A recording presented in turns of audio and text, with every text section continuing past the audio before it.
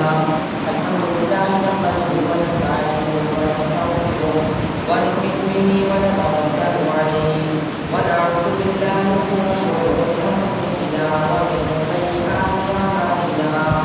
من يهده الله فلا مضل له ومن يضلل فلا هادي له ونشهد أن لا إله إلا الله وحده لا شريك له ونشهد أن محمدا عبده ورسوله.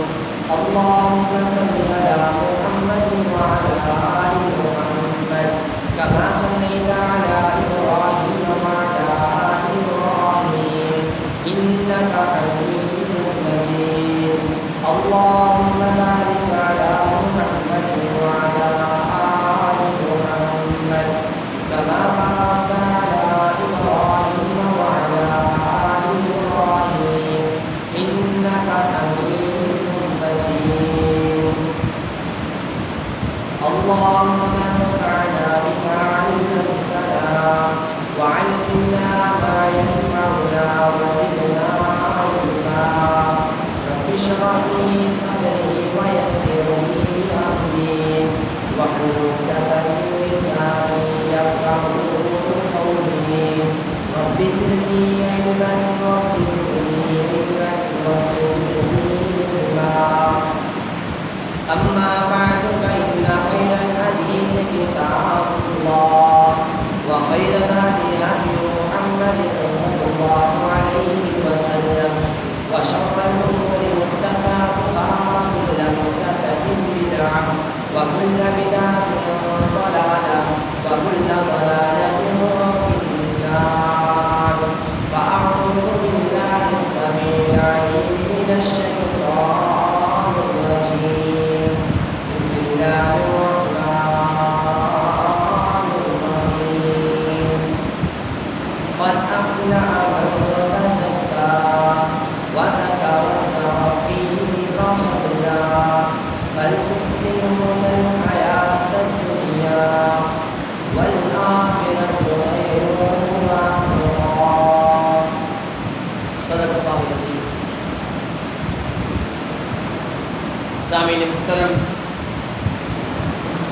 اللہ رب العالمین کی توفیق سے آج ہم عید کی نماز، عید الفطر کی نماز ادا کرنے کے لیے یہاں پہ اکٹھے ہوئے اور پھر اب ہم نماز کے بعد خطبہ سماعت کرنے کے لیے یہاں پہ تشریف رکھ رہے ہیں. تو اس حوالے سے اللہ رب العالمین نے ہمیں توفیق بخشی، رمضان المبارک کے مہینے کے روزے رکھے. اسی طرح اللہ رب العالمین کی توفیق سے قیام بھی ہوا، نماز تراویح بھی ادا کی گئی اور پھر رمضان المبارک کے اختتام پہ آج عید الفطر کا موقع اللہ رب العالمین نے ہمیں عطا فرمایا ہے. تو اس حوالے سے چند ایک نصیحتیں آپ نے گوش گزار کرنی ہیں اور پھر آج کی نصیحت کا مقصد یہ ہوگا کہ ہم نے اس بات کا فیصلہ کرنا ہے کہ حقیقی عید کس انسان کی ہے. عید تو سب مسلمان بنا رہے ہیں، جنہوں نے رمضان مبارک کے روزے رکھے وہ بھی عید منا رہے ہیں. جن کو یہ توفیق نہیں ہوئی انہوں نے ضائع کیا رمضان مبارک کے مقدس مہینے کو، وہ بھی آج خوشی میں شریک ہو رہے ہیں. تو اس حوالے سے جو سب سے پہلی بات ہے وہ یہ ہے کہ ہم نے اپنے آپ کا، اپنے نفس کا محاسبہ کرنا ہے اور ہم نے اپنے آپ کو چیک کرنا ہے کہ ہم رمضان سے پہلے ہماری یہ حالت تھی، لیکن رمضان مبارک کا مہینہ گزر گیا، ہمارے اندر یہ تبدیلی آئی ہے، ہمارے اندر یہ چینجنگ آئی ہے. ہم دیکھتے ہیں کہ رمضان المبارک سے مہینے سے پہلے ہم نماز ادا نہیں کرتے تھے، لیکن رمضان میں نماز ادا کرنے کی وجہ سے ہماری روٹین بن گئی ہے اور ہماری یہ عادت پختہ ہو چکی ہے 29 دنوں کے اندر کہ ہم اب انشاءاللہ پورا سال ہم نماز نہیں چھوڑیں گے. جی ہاں، ہم اپنا محاسبہ کریں، ہر بندہ ہم نے اپنا محاسبہ کرنا ہے. ہم پہلے نماز نہیں پڑھتے تھے، اب ہم نماز پڑھیں گے. ہمارے اندر جھوٹ کی عادت تھی، لیکن روزے کے اندر تو یہ چیز ویسے بھی یہ چیز حرام ہے، لیکن روزہ ہمیں پابند کر دیتے ہیں کہ جھوٹ بالکل نہیں بولنا. اب ہماری عادت بن جائے گی کہ ہم انشاءاللہ جھوٹ نہیں بولیں گے. جی ہم اپنا محاسبہ کر رہے ہیں. اسی طریقے سے ہم چغلی کرتے تھے، ہم غیبت کرتے تھے. تو رمضان مبارک کے مہینے نے ہمارے اوپر یہ اثرات چھوڑے ہیں کہ آج کے بعد ہم غیبت نہیں کریں گے، ہم چغلی نہیں کریں گے. تو یہ ہے کہ پہلے جو ہم نے کام کرنا ہے، اگر ہم چاہتے ہیں کہ ہم اس چیز کے اندر شریک ہو سکیں، کہ ہم حقیقی عید کے حقدار بن سکیں، تو پہلی چیز اس کے اندر یہ ہے کہ ہم اپنا محاسبہ کریں. دوسرے نمبر پر رمضان مبارک کے مہینے میں اللہ رب العالمین نے ہمیں توفیق دی نیکی کرنے کی. اور انسان نیکی کرتا ہے اللہ رب العالمین کی توفیق سے کرتا ہے، گناہ سے بچتا ہے اللہ رب العالمین کی توفیق سے بچتا ہے.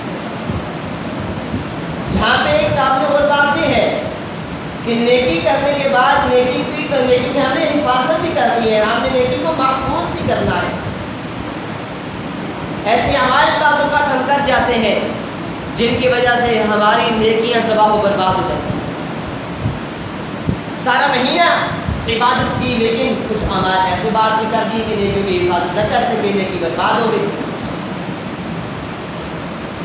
یقیناً پہلے کی میں نے حدیث یہ بیان کی ہوگی آپ کے سامنے، آج بھی میں آپ کے سامنے رکھنا چاہتا ہوں یاد دہانی کے لیے، کہ ہم سبق بھول جاتے ہیں.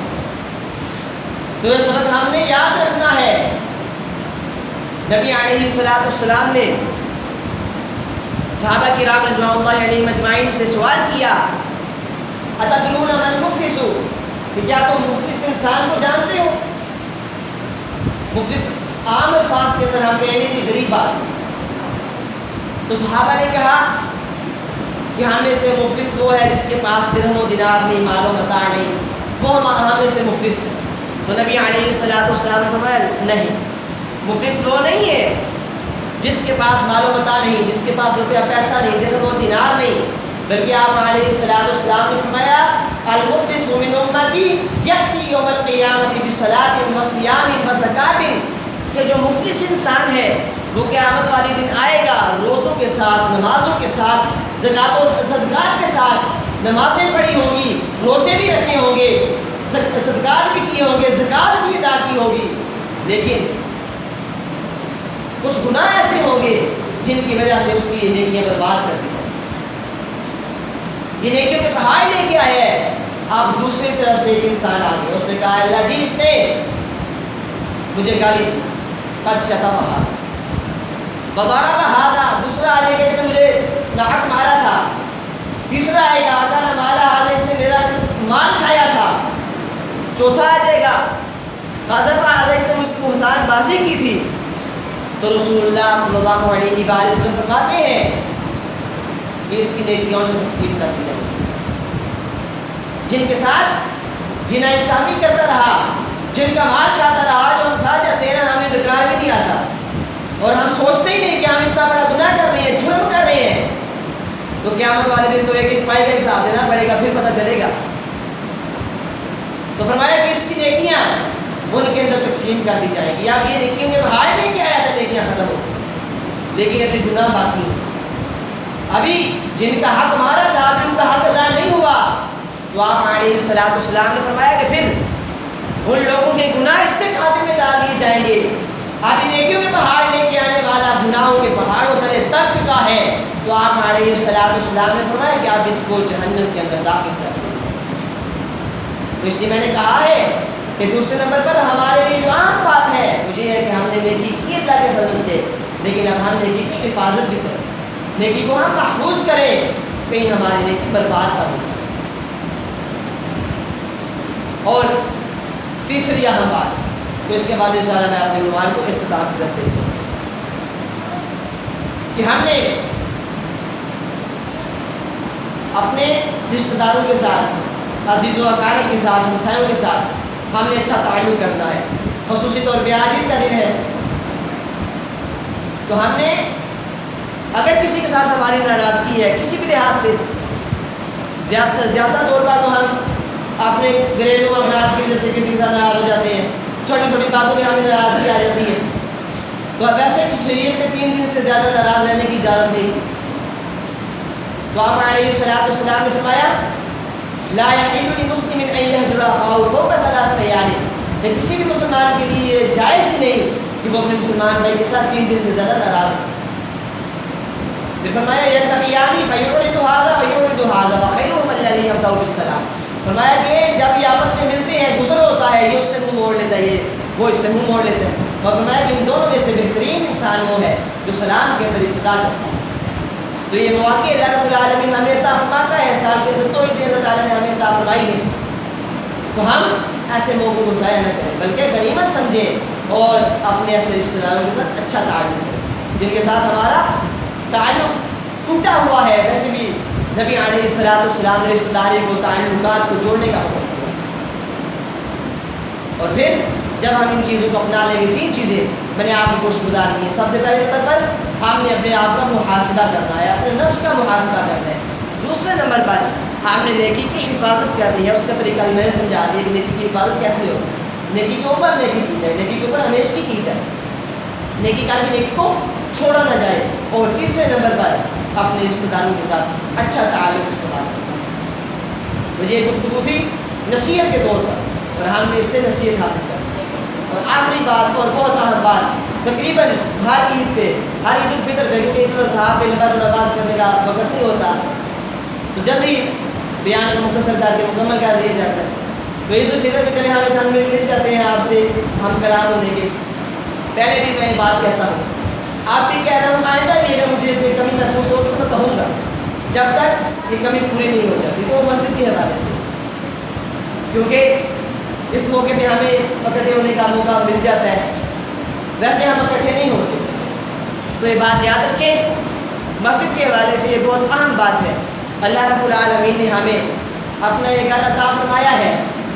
آپ کو یاد ہوگا آپ نے اسی مسجد کی پرانی حالت بھی دیکھی ہوگی، اور آج تقریباً 8 سال ہو چکے ہیں اللہ رب العالمین کے فضل سے کہ اپنے تعمیراتی مراحل میں سے گزر رہی تھی یہ مسجد. اور اللہ تعالیٰ کے فضل سے اب تقریباً کام مکمل ہو چکا ہے. 1-2 چیزیں چھوٹی چھوٹی باقی ہیں، وہ بھی انشاءاللہ ہو جائیں گی. میناروں تک کام مکمل ہو چکا ہے اللہ کے فضل سے. اور الحمدللہ اس کے اندر تعاون آپ بھائیوں کا ہے، فضل اللہ کا ہے، احسان اللہ رب العالمین کا ہے. تو جس اللہ نے ہمیں توفیق دی ہے کہ ہم نے اللہ رب العالمین کے فضل سے اس اللہ رب العالمین کے گھر کو کھڑا کیا ہے. آپ ساتھیوں کا تعاون شامل حال تھا. لیکن اس کے بعد ایک اور اہم جو بات ہے وہ ہے اس کو آباد کرنے کے حوالے سے. آج دیکھیں اللہ رب العالمین کی فضل سے ہم نماز عید ادا کرنے کے لیے یہاں پہ اکٹھے ہوئے ہیں. تو میں پہلے بھی یہ درخواست کرتا ہوں کہ ہمارا آپ سے ذاتی لحاظ سے اللہ رب العالمین کی توفیق سے ہم نے آج تک کوئی مطالبہ نہیں کیا. اگر ہمارا آپ سے بھی مطالبہ ہوا ہے اہل محلہ سے تو صرف یہی ہے کہ بھائی مسجد کے اندر ہم نے اس کو آباد کرنے کے حوالے سے سوچتے ہیں. اور میں یہ بات اکثر کہتا ہوں کہ اگر اتنا بڑا ہمارا محلہ ہے، سامنے سے ہم دیکھیں، پیچھے سے دائیں بائیں سے کافی گھر موجود ہیں، اور صرف ایک آدمی ایک گھر سے اگر تشریف لے آئے جمعے پہ نماز پہ، تو انشاءاللہ میں سمجھتا ہوں کہ یہ مسجد خالی نہیں رہے، اینڈ تک یہ فل ہو جائے. ابھی ہم دیکھیں تو ہمیں چند گھروں کے چند آدمی ہمیں نظر آ رہے ہیں، لیکن الحمدللہ کافی تعداد نظر آ رہی ہے. مسجد بڑی بڑی لگتی ہے، لیکن اگر ہر گھر سے ایک آدمی آئے، نماز جمعہ کے لیے آ جائے، نماز ادا کرنے کے لیے آ جائے، صرف اس کے لیے کہ اللہ کا گھر ہے اور ہم نے اس کو تعمیر کیا ہے، ہم نے اس کو آباد کرنا ہے. اور کوئی مخلوق نہیں یعنی جو اس کو آباد کرے گی. ہم انشاءاللہ اس کو آباد کریں گے. اور الحمدللہ اللہ رب العالمین کی فضل سے تمام معاملات اس کے جاری ہیں. نمازوں کے معاملات، نماز جمعہ کے معاملات، نماز تراویح کے معاملات، اللہ تعالیٰ کی توفیق سے 12 سال سے الحمدللہ مستقل نماز تراویح کے اندر مکمل قرآن مجید بھی پڑھا جا رہا ہے اللہ تعالیٰ کی توفیق سے. تو یہ اللہ کا فضل ہے. تو ہم نے اللہ سے توفیق مانگنی ہے کہ اللہ تعالیٰ ہمیں اس کو آباد کرنے کی توفیق. اور پھر جمعہ کے حوالے سے میں کہہ رہا تھا کہ ہمیں تشریف لانے چاہیے، زیادہ اہل محلہ کو اس حوالے سے زیادہ ایکٹیو ہونا چاہیے. الحمدللہ اللہ رب العالمین کی توفیق سے ہماری ایک کوشش ہوتی ہے جمعے کے اوپر. اور تقریباً 2-2.5 ماہ سے میں دوبارہ، پہلے بھی میں نے 4 سال الحمدللہ مستقل یہاں پہ تعلق کی، اور ابھی بھی 2 ماہ سے جب سے لاک ڈاؤن ہے میں یہاں پہ جمعہ پڑھا رہا ہوں. اور اللہ تعالیٰ کی توفیق سے میری یہ کوشش ہوتی ہے کہ ایسی نصیحت کی جائے جو پر اثر ہو، بجائے اس بات کے کہ ہم یہاں پہ کوئی اختلافی مسائل کو ذکر کریں یا پھر کسی کو اوپر کیچڑ اچھالے نہ ملا، ہمارا یہ بالکل نظریہ نہیں ہونا، ہماری کوشش ہوتی ہے، بلکہ اللہ رب العالمین کی توفیق سے کوئی بھی شخص یہ دعویٰ نہیں کرے گا کہ میں یہاں پہ آیا تو انہوں نے مجھے دیکھ کے ایسی گفتگو شروع کی جو کہ کسی مسئلے کے خلاف تھی۔ الحمدللہ سے ہماری نہ کوشش ہے نہ تھی اور نہیں ہوگی، اصلاحی موضوع بیان کرنا چاہیے۔ اور پھر شریعت بھی ہمیں یہی درس دیتی ہے کہ ہم اللہ رب العالمین کے قرآن کے مطابق اور رسول اللہ صلی اللہ علیہ وسلم کے فرمان کے مطابق گفتگو کریں۔ ہاں پھر اگر اس کے اوپر کسی کو اعتراض ہو تو اس کا ہمارے پاس حل نہیں ہے، قرآن مجید ہو، نبی علیہ السلام کا فرمان ہو، مختصر عنوان کے اوپر ہم مختصر گفتگو کرتے ہیں، اور نبی علیہ السلام کی سنت بھی یہی ہے کہ عنوان مختصر بیان کیا جائے بلکہ اس کے اندر جامعیت ہو، یہ آپ علیہ السلام کی سنت ہے اور سنت کے مطابق لفظ گفتگو کی جائے۔ تو میں امید کرتا ہوں کہ انشاءاللہ میں نے پہلے بھی ایک ہی دفعہ گفتگو کی ہے اور آج بھی کر رہا ہوں، انشاءاللہ اگر مجھے امید ہے کہ آپ میری گفتگو کو سمجھیں گے اور انشاءاللہ ہم یہ کوشش کریں گے کہ اس مسجد کو ہم نے اللہ رب العالمین کی توفیق سے تعمیر مکمل اس کی تعمیر ہو چکی ہے، تعمیر کے حد تک ہم نے اس کو مکمل ہونے کے حد تک اللہ تعالیٰ کی توفیق سے پہنچا دی ہے، اور ہم اگلا جو مرحلہ ہے وہ اس کو آباد کرنے کے حوالے سے ہے۔ نمازوں کے اندر، نماز تراویح کے اندر انشاءاللہ نیکسٹ جب رمضان آئے اسی طریقے سے ہر جمعے کو ہم نے یہ کوشش کرنی ہے کہ ہم اللہ رب العالمین کی توفیق سے جہاں بھی وقت دیں، باقی مساجد کو بھی ہم نے بات کرنا ہے، لیکن میں نے یہ کہا ہے کہ اگر ایک فرد یہ کہے کہ ہم ایک آدمی ایک گھر کا یہاں پہ تشریف لے آئے تو انشاءاللہ مسجد بات چلے، تو انشاءاللہ اچھی گفتگو ہوگی، قرآن و حدیث کے مطابق ہوگی، اور انشاءاللہ اس کا ہی عنوان کے اوپر انشاءاللہ ہم گفتگو پہلے بھی کرتے ہیں، آئندہ بھی انشاءاللہ ہوگی۔ اللہ رب العالمین سے دعا ہے کہ جو میں نے نصیحت کے طور پہ جو الفاظ آپ کے سامنے رکھے، اللہ تعالیٰ مجھے بھی اور ہم سب کو سمجھنے اور اس پر عمل پیرا ہونے کی بھی توفیق عطا فرمائے۔ وما علینا الا